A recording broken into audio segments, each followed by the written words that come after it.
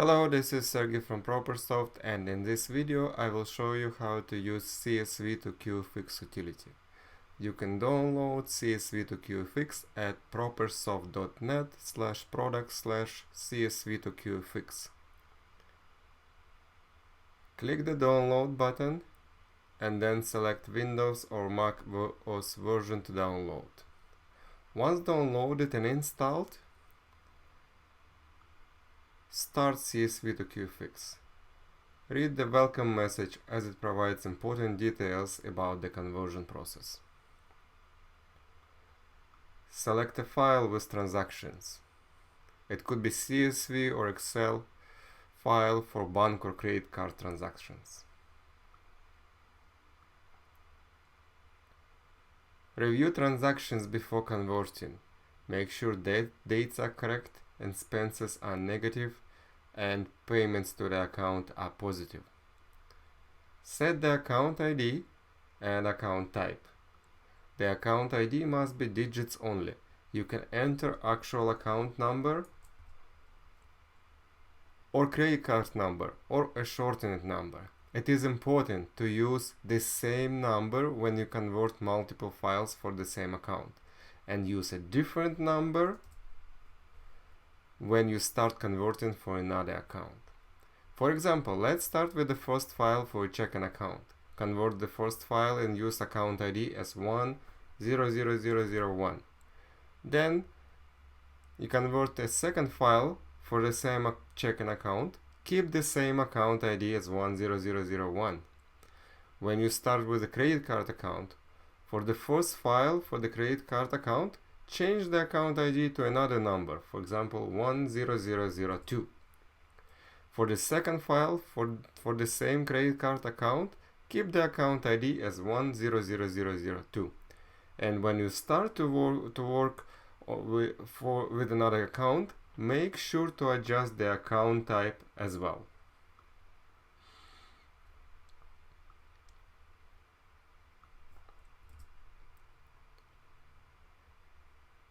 The account type is important to set, as Quicken allows you to import created QFX file for a credit card account only into credit card account in Quicken.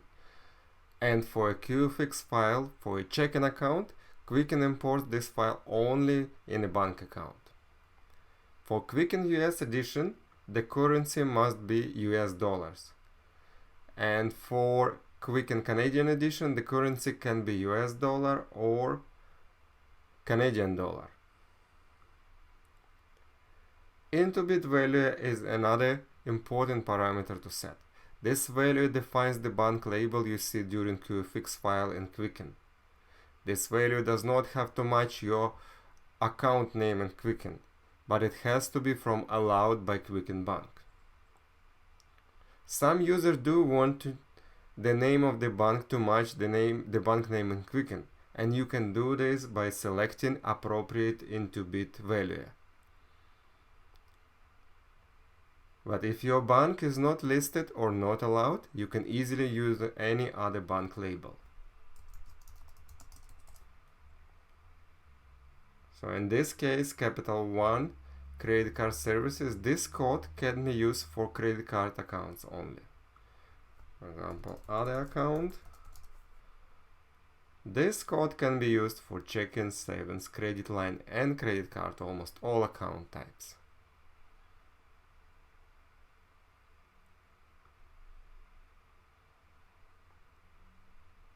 There are some other settings that discussed in another video. I would skip this for now, as you need them only in specific situations and you know when you need them to change these items.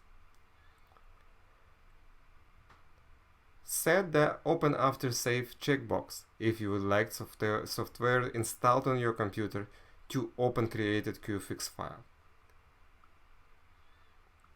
If you have Quicken installed, it would be Quicken to open this QFX file.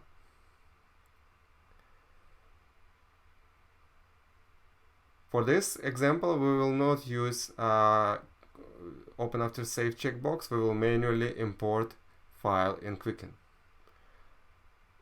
Even if this box is set or not set, the QFX file is created anyway.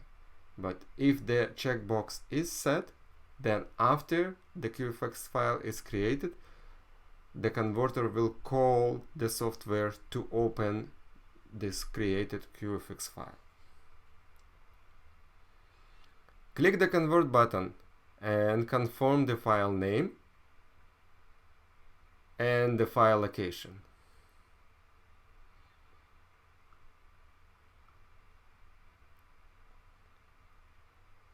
To import created QFX file in Quicken,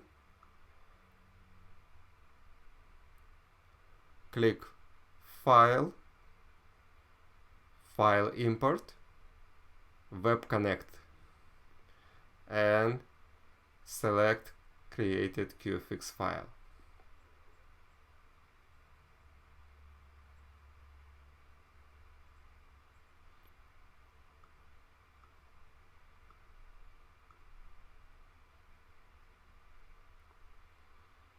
Transactions are imported, and